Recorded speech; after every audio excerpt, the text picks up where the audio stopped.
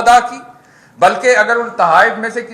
کچھ تحائف انہوں نے اگر فروخت کیے تو اس میں جو منافع ہوا اس پہ بھی ٹیکس دیا، اور اپنے انکم ٹیکس کی ریٹرنز میں انہوں نے اس کو فائل کیا اس کے اندر.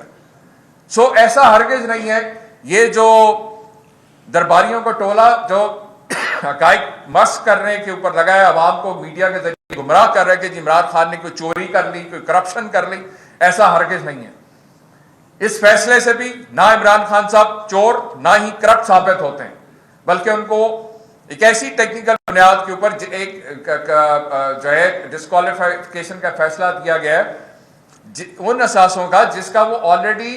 ٹیکس بھی ادا کر چکے ہیں اس پروفٹ پہ، اور اس کو اپنی انکم ٹیکس ریٹرن میں بھی شامل کر چکے ہیں. اور جس طرح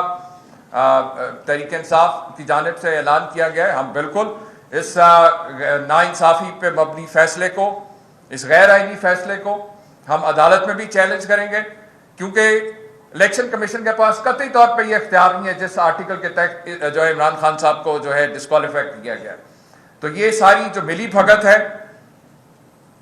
یہ چوروں کا جتھا جتنی مرضی کوششیں کر لے، ہم پہلے بھی کہہ چکے کہ یہ جو گڑھا عمران خان کے لیے کھودتے ہیں اس میں یہ خود گرتے ہیں، اور ان کے اپنے مکروہ چہرے جو ہے قوم کے سامنے بے نقاب ہوتے ہیں. انشاءاللہ تعالی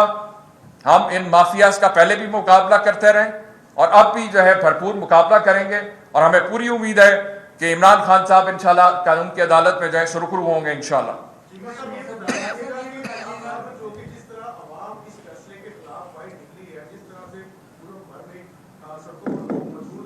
تو اس پہ آپ کیا کہیں گے کہ آج ہی لانگ مارچ کا آغاز نہیں ہو گیا؟ اور دوسری میری بات، دوسرا سوال یہ ہے کہ مسلم نون کی نائب صدر مریم نواز نے کہا ہے کہ عمران خان صاحب کو اس پر گرفتار کر کے جو لوٹا ہوا پیسہ وہ واپس لیا جائے. اس پہ آپ کیا رد کریں گے؟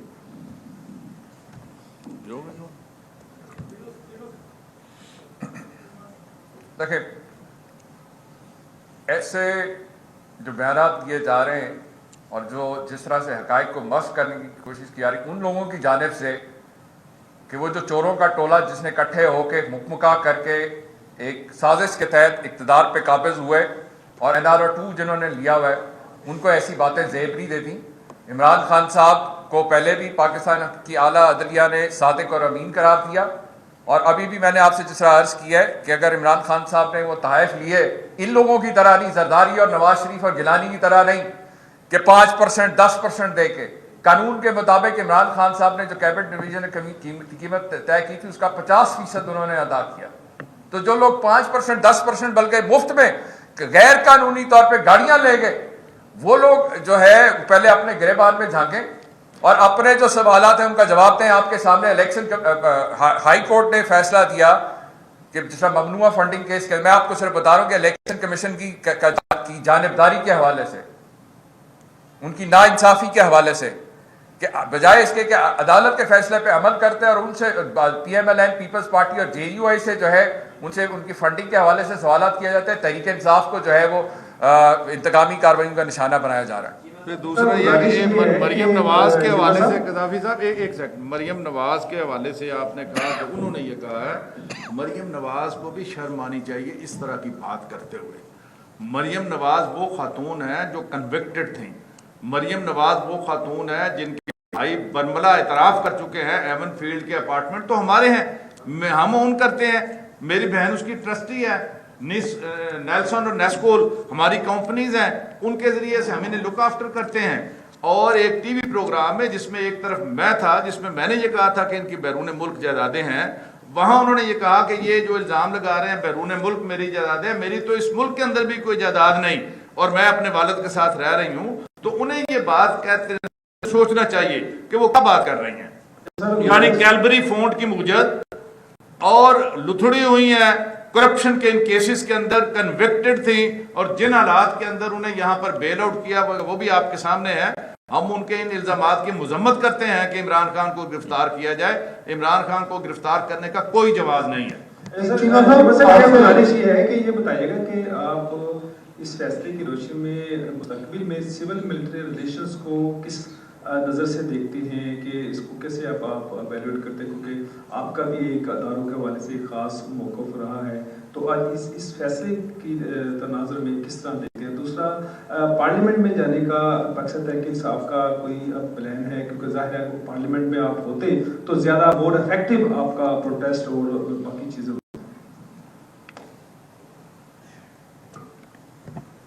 देखिए, पार्लियामेंट में कौमी असम्बली के हवाले से जो फैसला तो पहले ही जो जमात का है वो आपके सामने है कि हमें इस इलेजिटिमेट गवर्नमेंट को जो साजिश के तहत इक़्तिदार काबिज़ हुई उसको नहीं मानते। दूसरा ये बात रही आपकी जो सिविल मिलिट्री रिलेशनशिप के हवाले से, तो हम बड़ा वाज़ेह तौर पे पहले भी अपना मौक़िफ़ दे चुके हैं कि ये जो जत्था इक़्तिदार पे काबिज़ हुआ है, इनके पिछले 5 माह में जितने भी आप देख लें, जितनी भी कार्रवाई हैं, उसका मकसद ही सिर्फ ये है कि मुल्क के अंदर ऐसे हालात क्रिएट कर दिए जाएं कि ये लोग फिर से सियासी शहीद बन जाएं। NRO2 ये पहले ही ले चुके हैं, नैब कवानीन के अंदर तब्दीली करके ये अपनी चोरियां और करप्शन पहले ही माफ़ करा चुके हैं, केसेस पहले ही माफ़ करा चुके हैं। अवाम के अंदर जाने के लिए इनके पास कुछ है नहीं, अवाम को देने के लिए कुछ है नहीं, सवाए चोरों को रिलीफ देने के इन्होंने 5 महीने में किया कुछ नहीं है। तो जब अवाम को भी मुंह नहीं दिखा सकते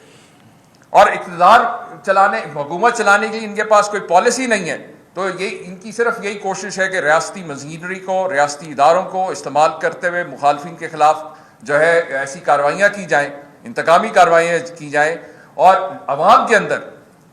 ये लोग हैं जो अवाम को अपने ऐसे ऐसे इकदाम से अवाम को भड़का रहे कौमी इदारों के खिलाफ, लेकिन ये इमरान खान साहब भी थे जिन्होंने बड़ी जिम्मेदारी के साथ ऐसे हालात नहीं होने दिए। और आज जो हालात हैं आपके सामने, इस वक्त पूरे पाकिस्तान में कराची से लेके खैबर तक अवाम, हमने किसी को कोई रैली नहीं निकाली नवाज शरीफ की तरह के मुझे क्यों निकाला, अवाम खुद लोगों ने बाहर निकल के जो है अपने जज्बात का इजहार कर रहे हैं पुरअमन तरीके से। इस नाइंसाफी के फैसले के ऊपर जो है इसकी मज़म्मत भी की जा रही है और इसको मुस्तरद किया जा रहा है। मतलब ये बताइए कि जो माजी में फैसले होते रहे हैं, पॉलिटिकल इंजीनियरिंग होती रही है, आज का जो फैसला है वो पॉलिटिकल इंजीनियरिंग तो नहीं है, और इसका कोई फेज 2 ये तो नहीं होगा कि जब आम इंतखाबात होने जाए तो जो आपकी पार्टी में परिंदे इकट्ठे किए गए थे वो उड़ जाए, ऐसा तो नहीं होगा? नहीं, आपके सामने पिछले 5 महीने में जितने भी इन्होंने इंतकामी कार्रवाई की है, उल्टा बल्कि जो है इमरान खान साहब और तहरीक इंसाफ की पॉपुलैरिटी में इजाफा ही हुआ है। और इनके अपने मकरूह चेहरे, इनकी नाकाम पॉलिसियाँ अवाम के सामने, इसलिए मैं नहीं समझता कि इनकी इस किस्म की कार्रवाइयों से तहरीक इंसाफ या इमरान खान साहब की पॉपुलैरिटी में किसी किस्म का कोई फर्क है। चीमा साहब ये बताएं कि आपने कहा कि इमरान खान साहब ने जो तहाइफ बेचे उनके ऊपर टैक्स भी दिया। सवाल ये है कि इमरान खान साहब को वो तहाइफ बेचने की नौबत क्यों पेश आई? क्या उनके अखराजात कम पड़ गए थे, उनसे अखराजात अपने चलाए नहीं जा रहे थे? क्योंकि ये तो एक स्टेट की प्रॉपर्टी थी ना जो उन्होंने बेच डाली इसको ऑन करके। ये बेचने की नौबत क्यों आई आप लोगों के पास? देखें, ये सिर्फ इमरान खान साहब ही नहीं, बाकी भी जो सरकारी मुलाजमीन है सबको, किसी को प्लॉट मिलते हैं, किसी को और बाकी तहाइफ मिलते हैं किसी शक्ल में। तो जो पॉलिसी के मुताबिक इमरान खान साहब को जो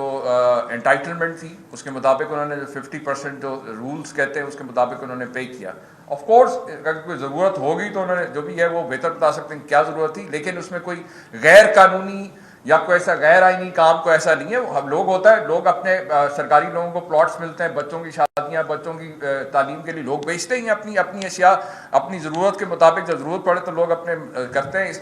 इसलिए जो ये तो हक़ाइक़ को तोड़ मोड़ के बस करके कि जनाब कोई ऐसी करप्शन होगी या चोरी होगी, ऐसा हरगिज़ नहीं है। क्योंकि ये जो तहाइफ अगर उन्होंने कुछ बेचे भी हैं तो उन तहाइफ पे जो प्रॉफिट हुआ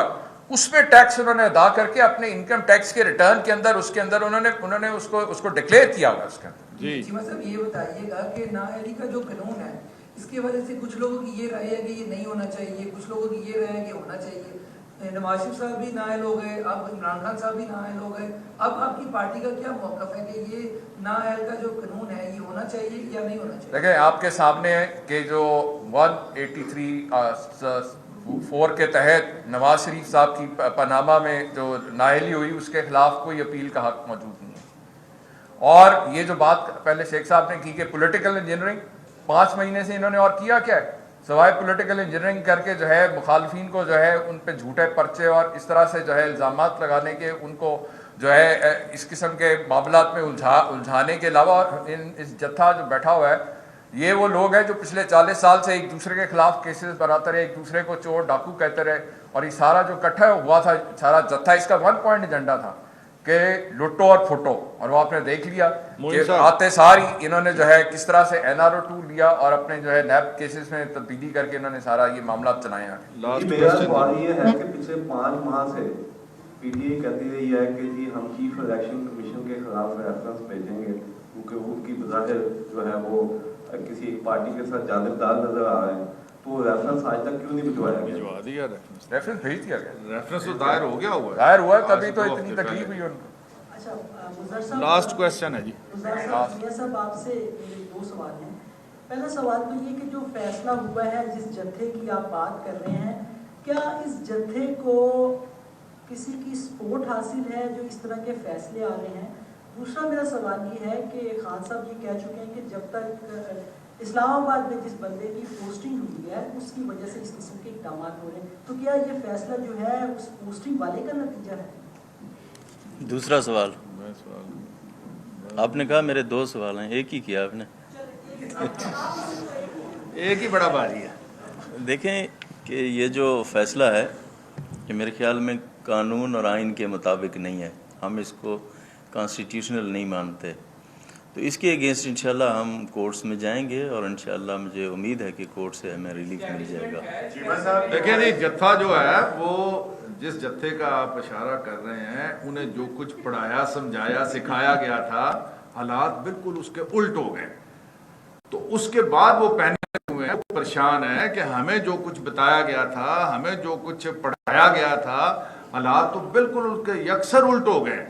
उसके बाद ये बौखलाहट के अंदर इस तरह की सारी तदबीरें हैं, मेरा ख्याल है कोई इस तरह की तदबीर उनकी कारगर नहीं होगी। इमरान खान की मकबूलियत के बारे में उनके तमाम अंदाजे जो उन्होंने लगाए थे वो गलत साबित हुए, और अब हालिया पंजाब के ज़िमनी इंतखाबात आपने देख लिए, वो तो सब्र भी नहीं कर सकते थे शायद कि ज़िमनी इंतखाबात में PTI इतने सीटें जीत के और कम बैक होगी, पंजाब के अंदर इनकी हुकूमत बनेगी। सबसे बड़ा जो सेटबैक उनके लिए हुआ कि वो ये तसव्वुर नहीं कर सकते थे। उसके बाद ये जो पिछले दिनों इंतखाबात हुए हैं, ये पूरे मुल्क के अंदर इंतखाब हुआ बाय इलेक्शन, और इसमें अगर ये कहा जाए कराची में जो इलेक्शन हुआ वो तो एक हल्के से 7 वाले हल्के से इमरान खान 40,000 से जीत रहे हैं, और ये बलोच वाले हल्के पे ठप्पे लगा के आपने कहा जी ये हार रहे हैं। कभी ऐसा नहीं होता, 19-20 का फर्क तो होता है लेकिन इतना बड़ा फर्क नहीं होता। वहां मैनिपुलेट किया गया, जालसाजी की गई सारी, उसको हम मानते नहीं कि वो फेयर इलेक्शन था। अगर ये मैं कहूं कि 3/4 अक्सरियत से 80% के हद तक इमरान खान PTI ने ये रिजल्ट से नताइज लिए हैं, और ये आइंदा जो कुछ होना है, अगर ये इलेक्शन होने हैं